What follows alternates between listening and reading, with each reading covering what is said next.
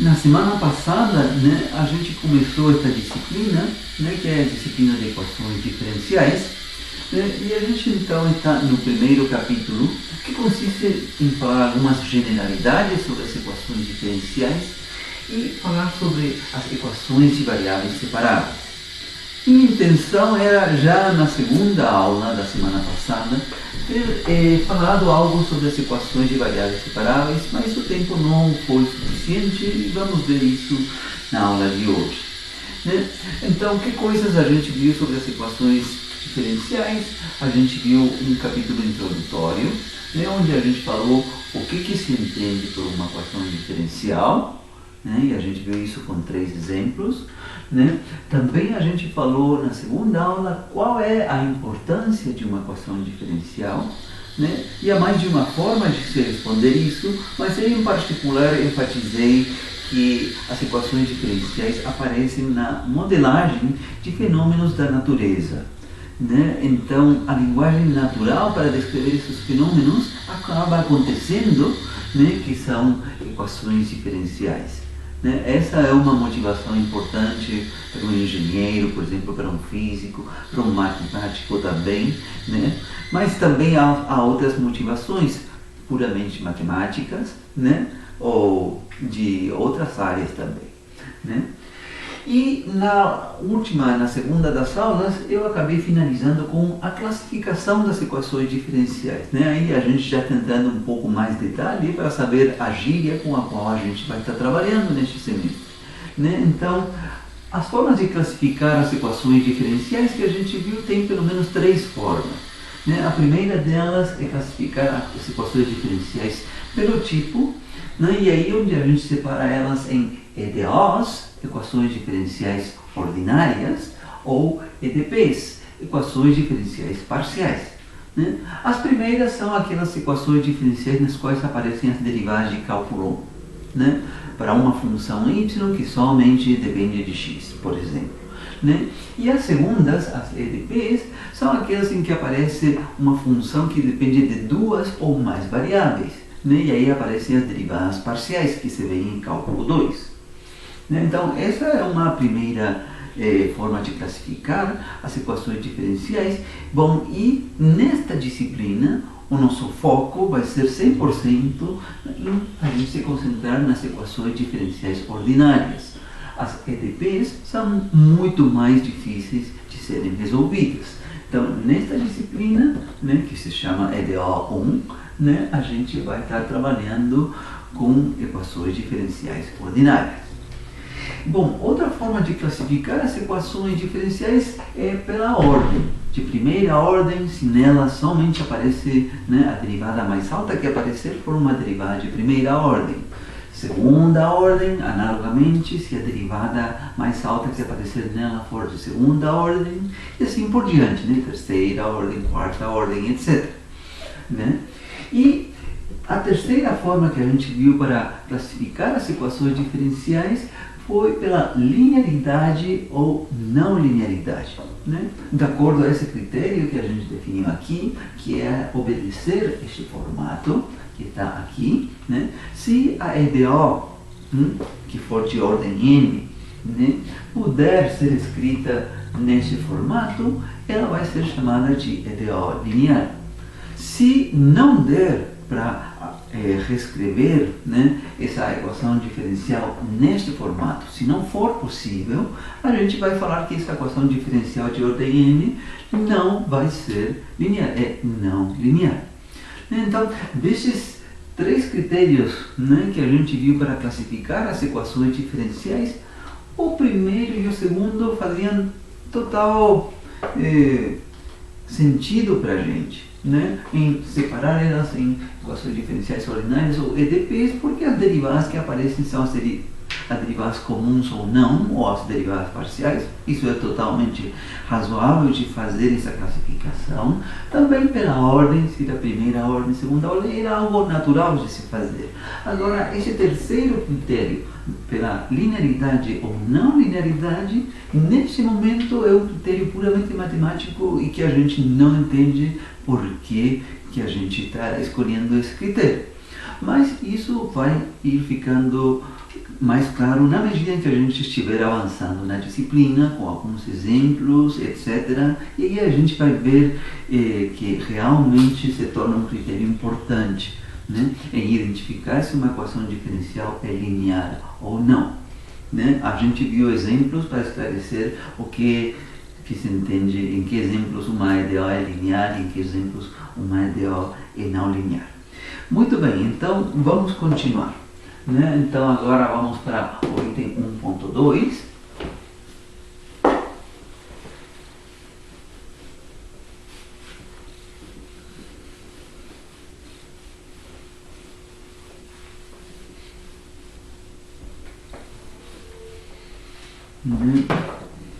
O item 1.2, né? Aqui então a gente vai começar a falar propriamente das equações diferenciais ordinárias.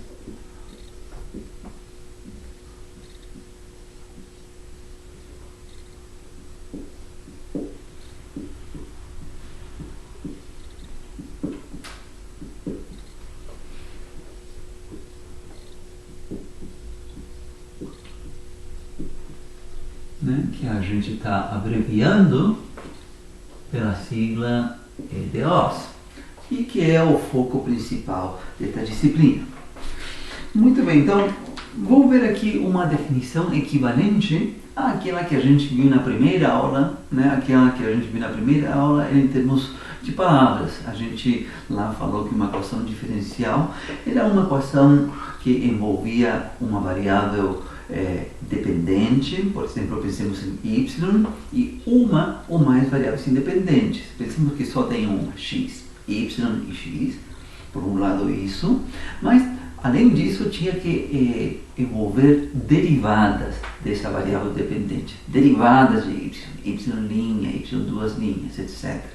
Então, quando uma equação em questão consistisse nisso, né, em uma função y e derivadas dela em termos de x, né, a gente chama essa equação de equação diferencial. Né? No nosso caso, equação diferencial ordinária se y somente depende de x. Bom, vejamos então agora a definição equivalente, né, dita em fórmula agora. 1.2, né, definição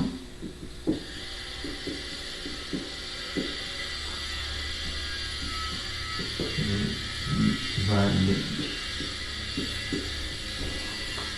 Então, a gente vai falar que uma equação diferencial ordinária de ordem n, né, é uma equação da seguinte forma.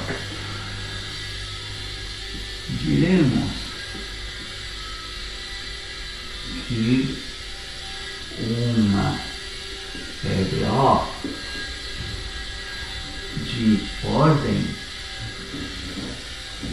n é uma equação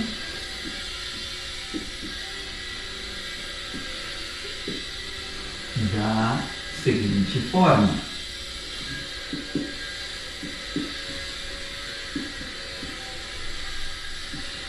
Dois pontos. Então, vai um fzão, uma função que depende da variável independente, que a gente está escolhendo um x, depende da variável dependente, que a gente está escolhendo como y, e as derivadas, né? Y',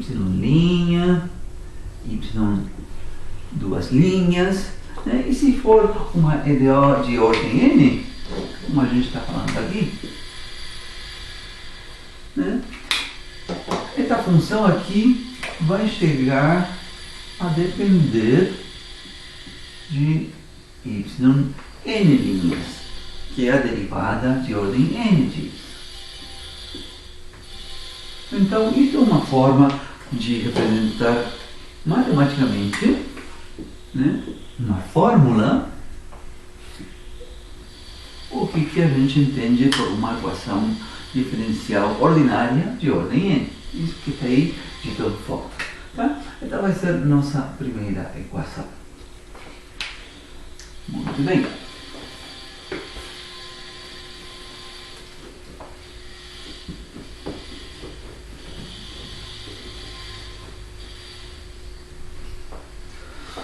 Depois, seguinte. 1.2.2. Observação geral.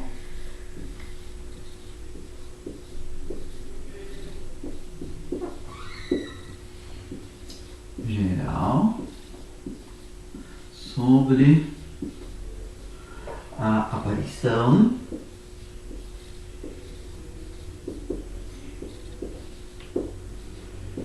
de constantes arbitrárias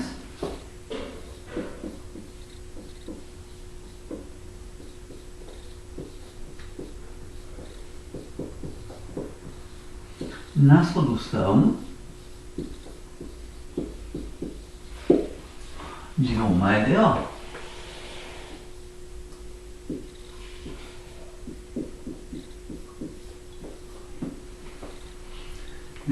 Na primeira aula eu dei um exemplo de uma EDO de primeira ordem, para a qual a primeira de todas, eu coloquei a EDO, eu falei, olha, estou propondo aqui uma solução, y, eu acho que era x ao quadrado menos 1 sobre x, a gente confirmou que isso era verdade. Depois eu propus uma segunda solução que era parecida, mas não igual, que era y igual x ao quadrado mais 1 sobre x, ou seja, que era diferente da primeira solução proposta, e a gente confirmou que também era verdade. E aí depois eu fiz uma afirmação mais forte, que deixei para vocês confirmarem. Eu falei que y igual x ao quadrado mais uma constante arbitrária c dividido por x era a solução mais geral possível para essa equação diferencial. Então a observação é que aparecia uma constante arbitrária. Eu falei para vocês que nesses momentos a gente não tem condições de provar essa afirmação, mas a gente podia confirmar, com a expressão x ao quadrado mais constante arbitrária dividido por x, a gente dá condições de confirmar que essa solução, que incluía uma constante arbitrária, satisfazia a EDO. Bom, então aqui a gente vai aprofundar mais um pouquinho isto, a observação geral de que aparecem, em geral, constantes arbitrárias quando a gente tem a solução de uma equação diferencial. Então, vamos ver isso com um exemplo. Então, vou escrever primeiro aqui, em muitos casos, na grande maioria dos casos,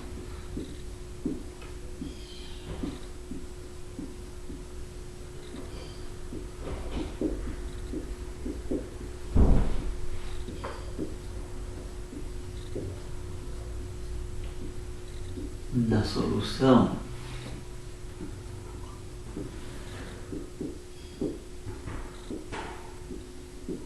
mais geral possível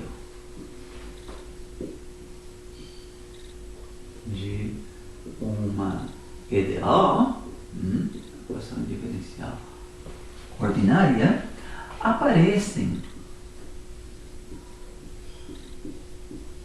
constantes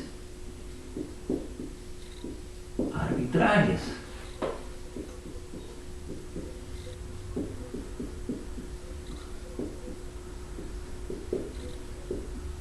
Então, aqui vou ver isso com um exemplo mais em detalhe, onde agora a gente vai resolver a equação diferencial, porque é bastante simples. Tá? Então,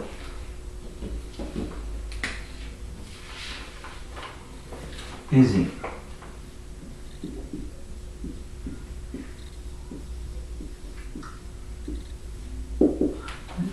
Considere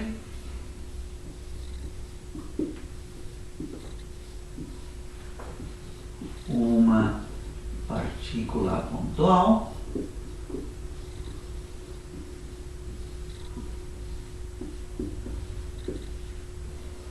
em queda livre.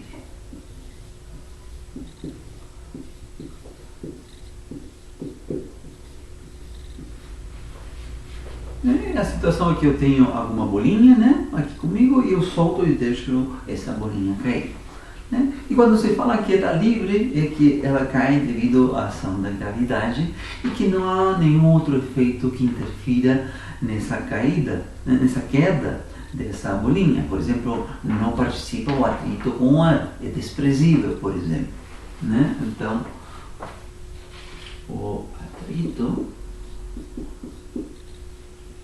com o ar é desprezível.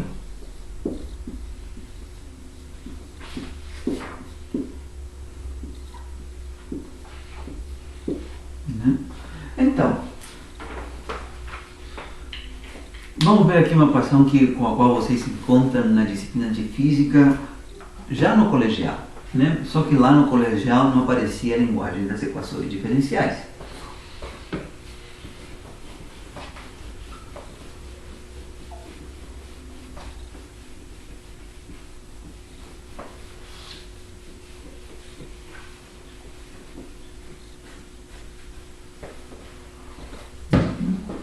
Então, a situação é que a gente tem aqui o nível do chão,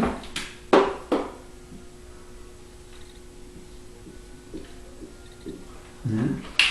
E aqui em cima a gente tem a bolinha, vou exagerar aqui, tamanho, né? Uma bolinha que está caindo, né? Cai aqui em forma retilínea, né? E vou chamar de y a altura da posição dessa bolinha medida com respeito ao nível do chão, né? Então, medido, vou colocar assim mais claro ainda, y vai estar sendo medido a partir do nível do chão para cima, né? Positivamente, né? Não de cima para baixo. Eu vou escolher, isso é uma coisa de escolha, tá? Aqui nesse exercício eu vou escolher, né? Tendo a origem no nível do chão, né? Aqui no piso aqui da sala, né? E aí meço para cima a posição y. Bom, então a ideia desse exercício é encontrar como é que a posição dessa bolinha y varia em função do tempo. Ela está caindo. Por exemplo, eu quero saber quanto tempo vai demorar em cair até encostar com o chão, né? Até bater no chão, né? Então, este é um exercício de mecânica, da área de física chama mecânica, que envolve forças. Esse tipo de exercícios é abordado considerando a segunda lei de Newton. Então, a segunda lei de Newton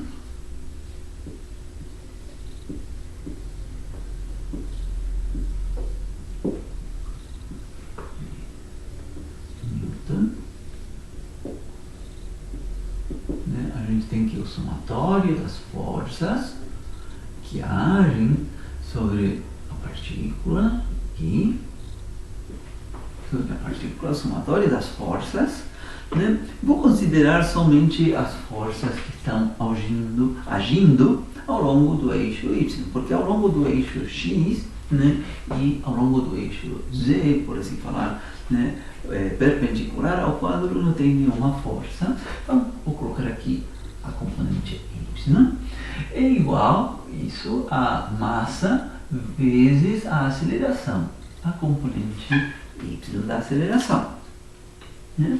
Então, neste caso, né, para essa partícula, né, o que tipicamente se faz um problema de física é fazer um diagrama de forças para ver quais são todas as forças que estão agindo sobre essa bolinha. Tudo bem, façamos isso, neste caso vai ter uma única força, mas né, façamos isso por via das dúvidas, porque também mais adiante eu vou reconsiderar uma versão mais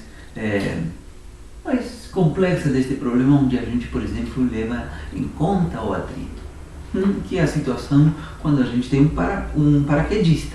Um paraquedista cai, né, devido ao próprio peso, né, mas também, para que não caia tão rápido, ele tem um paraquedas e o paraquedas faz um efeito de que haja atrito com o ar da atmosfera. Isso faz com que ele caia de uma forma mais suave, né? A gente vai ver isso aulas mais adiante, mas a abordagem vai ser esta mesma, né?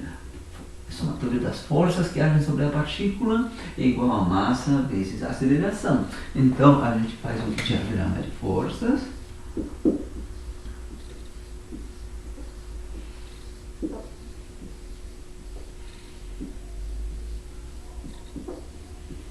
Então, tal como eu falei para vocês, neste caso é bastante simples, né? Eu vou representar pontualmente, né, a partícula, né? E tem aqui somente o peso.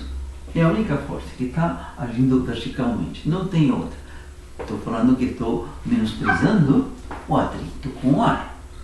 Se eu levar em conta o atrito com o ar, haveria uma força de atrito que se opõe à queda dela, né? Então, isso aqui seria o peso,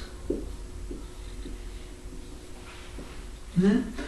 E em física vocês veem que a forma de calcular o peso é igual a massa da partícula, né? Que é a mesma massa que aparece aqui, né?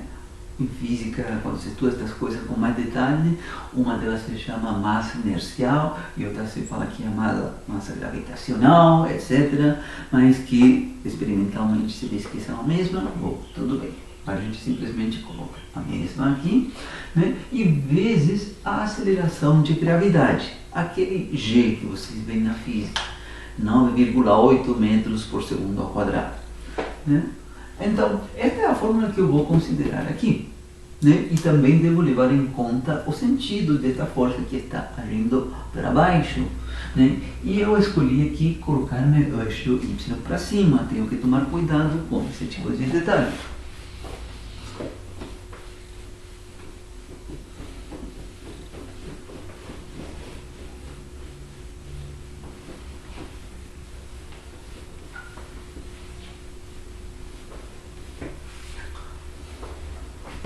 Então, vamos colocar aqui.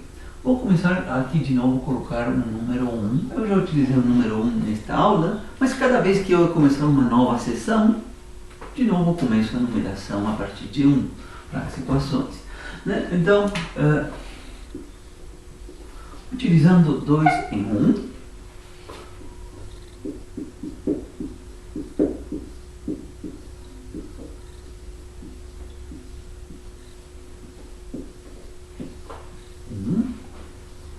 vem que 2 pontos. Então, do lado esquerdo tem uma única força, que é o peso que vem dado por mg. Só que esse peso está agindo para baixo e eu escolhi o eixo y positivo para cima, então devo escrever ela com sinal menos mg. Isso é o que está do lado esquerdo. Não tem mais termos, aqui aparece um somatório, mas neste caso há uma única força, só tem um único termo, menos mg. Do lado direito, m vezes a aceleração, a componente y da aceleração. Bom, e aqui onde começam a aparecer os conceitos de cálculo 1. Em cálculo 1, vocês estudam, definem a velocidade instantânea de uma partícula, de um móvel, né? E se y corresponde à posição do móvel como função do tempo, a velocidade instantânea da partícula é dy dt, a derivada, né? E daí depois, posteriormente, vem a definição de que a aceleração instantânea, e a que aparece aqui na segunda lei de Newton, é essa aceleração instantânea, e a segunda derivada de y com respeito a t. Então aqui colocamos d2 y dt2. Bom, e se a gente olhar para esta equação, nesta equação a incógnita é y como função do tempo, a posição da bolinha como função do tempo, e a gente vê que a equação que a gente tem aqui é uma equação diferencial. Aliás, é uma equação diferencial de segunda ordem. Na verdade, esta equação fica um pouco mais simples, né? Porque dá para cancelar a massa, que aparece aí, né?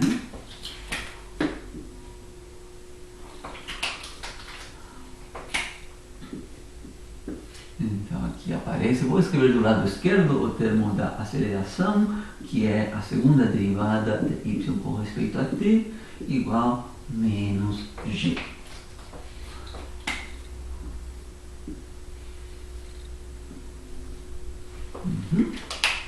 Então vou colocar outro número aqui. Então, fantástico, né? A segunda lei de Newton foi a que nos levou a encontrar uma equação diferencial para a nossa incógnita, né? Que é a posição da bolinha como função do tempo t. Então, aproveitemos aqui de inserir as gírias que a gente viu na classificação das EDOs. Bom, na classificação das equações diferenciais. Bom, esta é uma equação diferencial ordinária, porque só tem uma derivada de cálculo 1, y unicamente depende de t. Então, uma EDO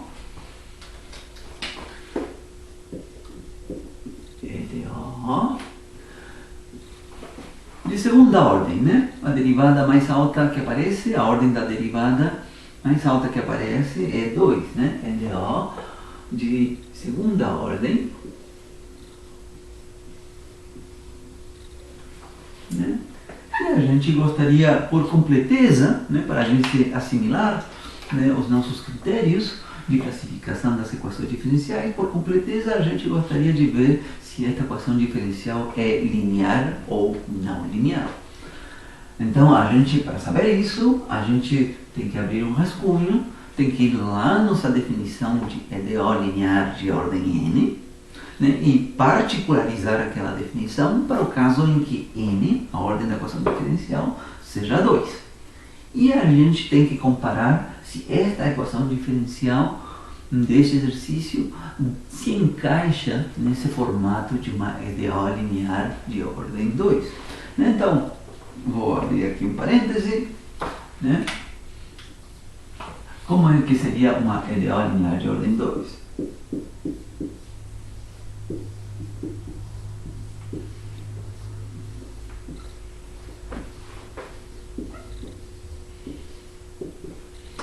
A nossa definição ficaria como um coeficiente A2 de x, que multiplica a segunda derivada de y com respeito a x, mais um coeficiente A1 de x, que multiplica a primeira derivada de y com respeito a x, mais um coeficiente A0 de x, que multiplica y de x, e tudo isso igual a uma função h de x. Então, a gente quer ver se nosso exercício, nossa EDO deste exercício se encaixa ou não nessa definição. Há uma sutileza, é claro, mas é simples, que no exercício que a gente está considerando, né, a variável dependente y, a incógnita do exercício, depende de t, não de x, como a gente colocou nessa definição. Então, tudo bem, a gente reconsidera esta definição trocando o x por t. Né? A variável independente aqui seria t. T. T.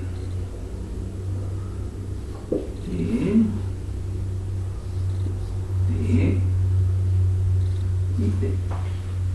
Tudo bem, então a gente quer ver se essa equação que está aqui em 3 se encaixa ou não nesse formato.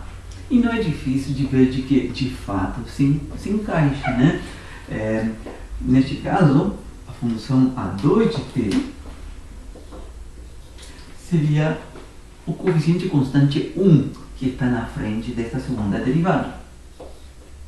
Né? Quando a gente escreveu esta definição, né, esta condição para uma EDO ser linear, né, estes coeficientes podem eventualmente serem funções constantes, isso não está proibido. Funções explícitas de t, em um caso particular, é a função constante, então não é proibido isso. Né? Agora, aqui não aparece dy dt a primeira derivada, também não aparece y, então estes coeficientes aqui são nulos. Aqui vale 0, aqui também vale zero. Então, repito, nesta definição, não é proibido, em momento algum, que esses coeficientes A0 de t, A1 de t, A2 de t sejam constantes. E, em particular, que possam ser as funções constantes zero. Né? E h de t, veja, neste exemplo, é a função constante menos g.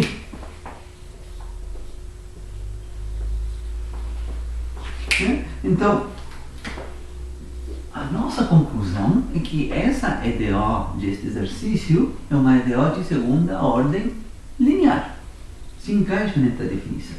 Então, nos acostumemos a enxergar este critério da linearidade ou não linearidade, né? Que por enquanto não sabemos porque é importante, mas gradualmente na disciplina vai se manifestar.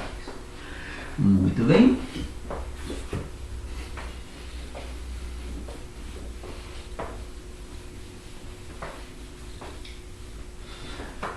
Então, eu quero ver que esta equação diferencial, né, que vai ser a primeira equação diferencial desta disciplina que a gente vai resolver. A gente vai encontrar qual é a solução geral mais possível para esta equação diferencial. Como é que a gente faria?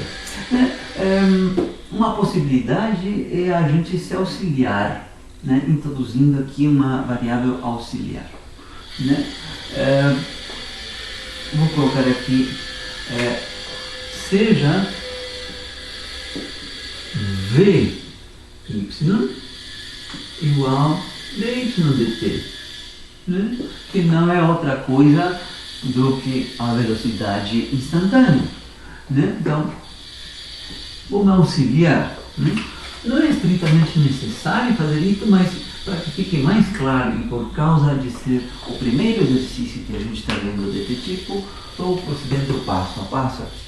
Então, vou reescrever a nossa equação diferencial, introduzindo aqui a variável velocidade instantânea. Então, o que está aqui do lado esquerdo, segunda derivada, é a aceleração instantânea. Né? A aceleração instantânea é a derivada da velocidade instantânea. Né? Logo, em 3, temos que então vai ser a primeira derivada da velocidade instantânea é igual a menos g. Então seria bem mais simples, né? Em vez de ter a equação diferencial escrita como uma equação diferencial de segunda ordem, quando eu introduzo esta variável auxiliar, que é a velocidade instantânea, né, a gente enxerga esta equação diferencial, né, fica ela como uma equação diferencial de primeira ordem. Ótimo. Então, vou colocar um número aqui, 5. Bom, e agora como que a gente resolve esta equação diferencial de primeira ordem? Bom, o que a gente faz aqui é multiplicar pelo diferencial de t. Então, do lado esquerdo fica o diferencial de dy igual a menos g de t. E agora, nesta igualdade, eu tomo a integral indefinida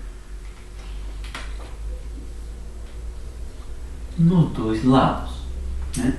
Então, do lado esquerdo, vem a integral indefinida de dy, né? E do lado direito vem a integral indefinida de menos g dt.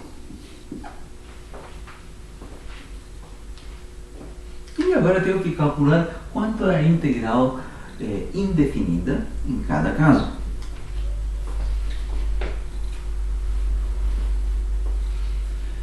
Eu vou guardar em algum canto a EDO original, que é esta daqui, né? Porque esta ficou reescrita desta forma por meio da introdução dessa variável auxiliar. Mas eu vou guardar aqui, tá bom? Este canto aqui, d2y dt2 igual menos g.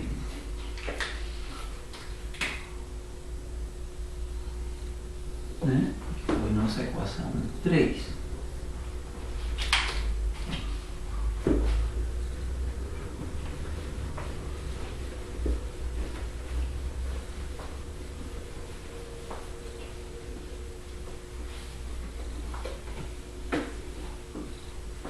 Muito bem. Então, continuando aqui.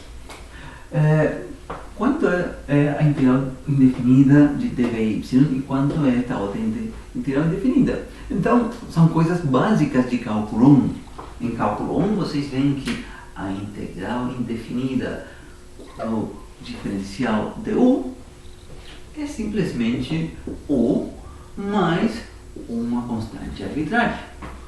Então, aqui do lado esquerdo, a gente escreve que essa integral vem dada por Vy, neste caso Vy está fazendo o papel da variável u, deste resultado, né, mais uma constante arbitrária. Certo? O que mais? A segunda destas integrais é uma integral de uma constante. O que vocês veem em cálculo 1? Integral indefinida de uma constante k. Né? A primitiva é kt, né? E mais uma constante arbitrária. Neste caso, a constante em questão é menos g. Então, isso vai dar menos g vezes t mais uma constante arbitrária. São integrais imediatas de cálculo 1. Né? Bom, aqui a gente já está vendo que para resolver uma equação diferencial a gente precisa saber integrar, né? É o que estou fazendo aqui. É chave, é crucial saber integrar. Não dá para estar resolvendo equações diferenciais sem saber integrar. Ferramenta de cálculo 1. Bom, há um detalhe. O detalhe é o seguinte, né? Apareceu uma constante arbitrária do lado esquerdo, apareceu uma constante arbitrária do lado direito, eu coloquei C. E em princípio a gente viria aqui e a gente cancelaria. Mas não é para fazer isso. Por quê? Porque não há obrigação nenhuma de que a constante arbitrária que eu coloquei do lado esquerdo coincida com a constante arbitrária que eu coloquei do lado direito. Não há nenhuma obrigação em que isso aconteça. Então, para isso a gente vai dar o nome de C1 para que apareceu do lado esquerdo e um C2 para esta outra.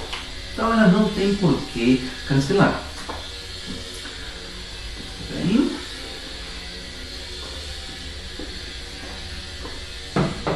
Mas aqui eu posso fazer a seguinte operação, sim.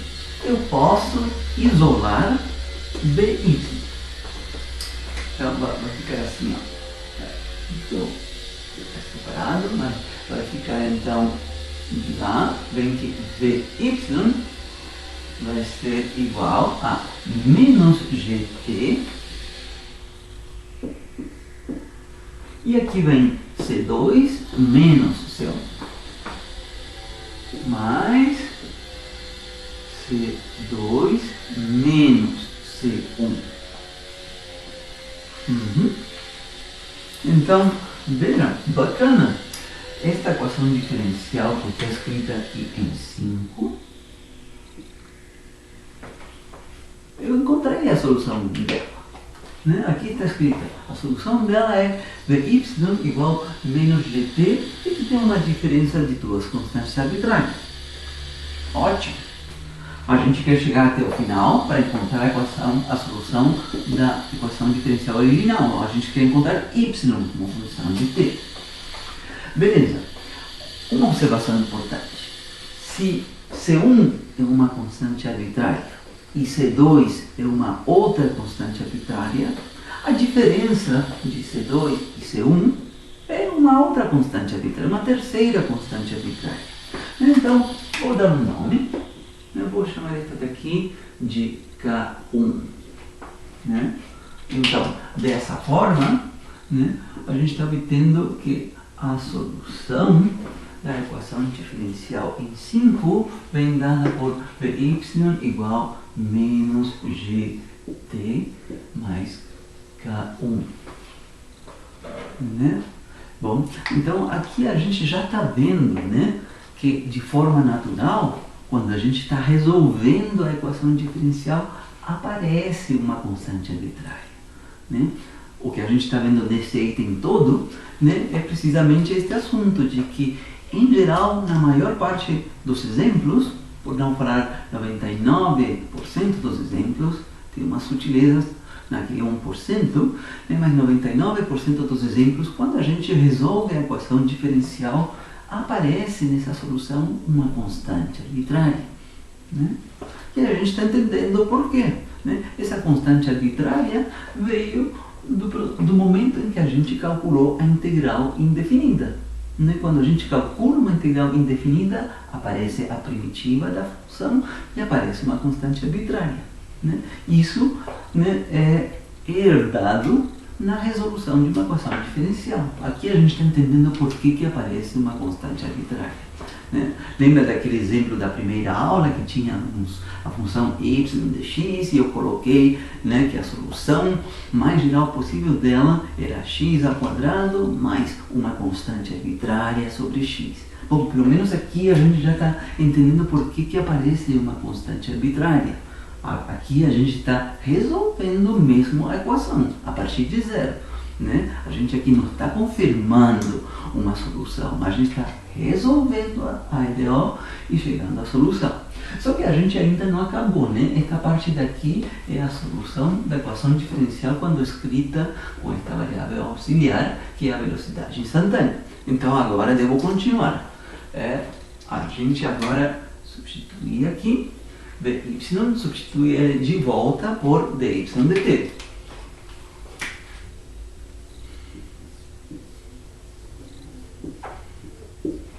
Então, do lado esquerdo, vem dy dt igual a menos g vezes t mais k1.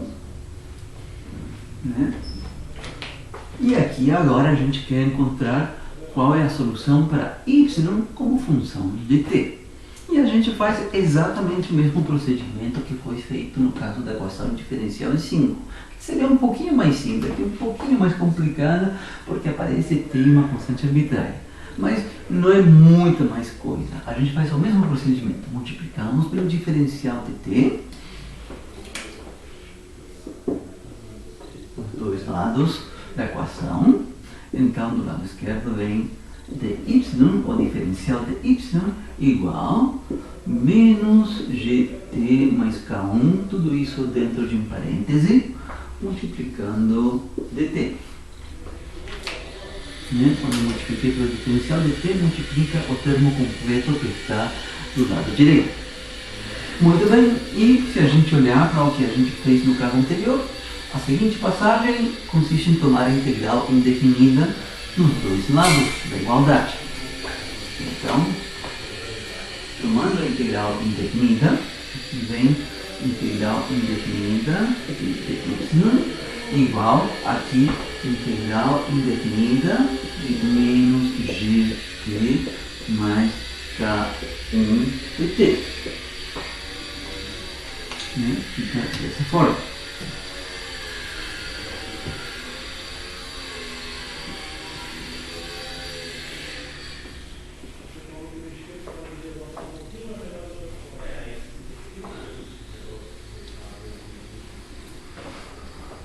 Beleza. Bom, e agora é o momento de calcular cada uma destas integrais indefinidas. Aquela da esquerda é a integral de um diferencial integral de du. Eu já lembrei para vocês que isso é u mais uma constante arbitrária. Então, do lado esquerdo, aqui, né? Do lado esquerdo vem y mais uma constante arbitrária. E a gente vai colocar algum índice nessa constante arbitrária para não confundir com a constante arbitrária que vai aparecer do lado direito. Vou colocar aqui o índice C3, porque já tinha aparecido com anterioridade C1 e C2. Coloquei aqui C3. Essa é a integral indefinida do lado esquerdo, y mais C3. E agora, qual é a integral indefinida da expressão que está do lado direito?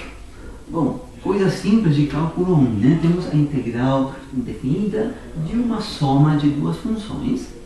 E o que a gente se vê em cálculo 1 é que isso é a integral indefinida da primeira função, mais a integral indefinida da segunda função. Então, quanto é a integral indefinida de menos gt com respeito à variável t? Esta é diferente das outras anteriores, né? Aí tem que lembrar quanto é a integral de t dt. Quanto é a primitiva? É t ao quadrado sobre 2 mais uma constante arbitrária. Então, aqui temos uma constante menos g multiplicando t, então isso vai dar menos g multiplicando t ao quadrado sobre 2. Essa é a primitiva dessa função. Vou deixar a constante arbitrária para o final. Quanto é a primitiva de k1 vezes dt? Né? Onde k1 é uma constante. A gente já viu. Isso é a constante vezes t. E agora sim eu escrevo a outra constante arbitrária. Vou colocar um C4. Beleza? Então já estamos quase lá, né? Porque aqui a gente vai isolar y.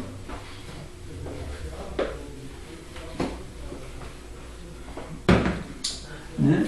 Daqui vem que y é igual a menos g vezes t ao quadrado sobre 2 mais k1 vezes t mais a diferença de C4 menos C3. Onde C4 e C3 são constantes arbitrárias e o argumento, repito o argumento que eu fiz antes, né? Se C4 e C3 são constantes arbitrárias, a diferença de C4 e C3 é uma outra constante arbitrária. Eu vou chamar essa constante aqui de K2. Então aqui estamos chegando à nossa resposta final. Olha, a solução desta equação diferencial original do nosso exercício, né? Segunda derivada de y com respeito a t igual a menos g, vem dada por y igual menos gt ao quadrado sobre 2 mais k1 vezes t mais k2. Fantástico!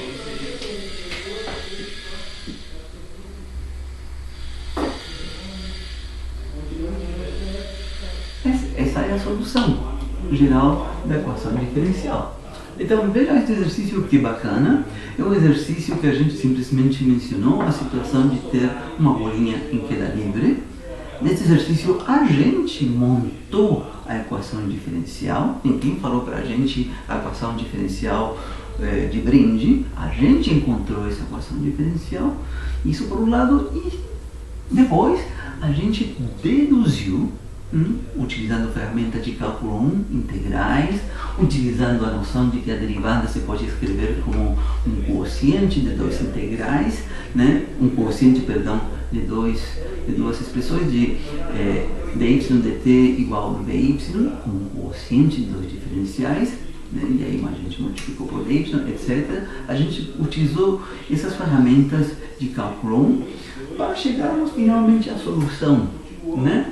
Então, um exercício que vocês poderiam fazer, né, se esta fosse a primeira aula, né, seria pegar esta expressão daqui, na qual aparecem duas constantes arbitrárias, calcular a segunda derivada desta expressão e ver que bate com g, independentemente do valor que possuam essas constantes arbitrárias. Poderia ser o exercício e deve acontecer isso. Né? Mas, então, só recapitulando no contexto em que coloquei este exercício. Né? Eu coloquei este exercício nesse tópico, onde eu estou falando que, na maior parte dos casos, 99% dos exemplos, quando a gente chegar na solução de uma equação diferencial, vão aparecer nessa solução constantes arbitrárias.